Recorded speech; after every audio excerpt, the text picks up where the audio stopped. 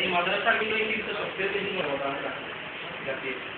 যেমন আমি আমার ব্যাপার আমার এলাকাতে বাস করতে পারি, আমার বাড়ি যেখানে সেখানে তার 11 কিলোমিটার এদিক সেদিক কোনো স্কুল নাই, একটা মাদ্রাসা ছিল বলে কিন্তু আমি এখান থেকে চাকরি পাস করে বেগম বিদ্যালয় থেকে ইংলিশ অন্যান্য কষ্ট হতে লাগে।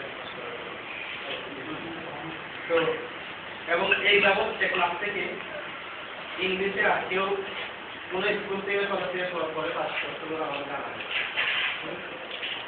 ঢাকার শিক্ষক খুব বছর অন্যকে আরেকটু হয়েছিল সেখানে কেউ কাজ করতে।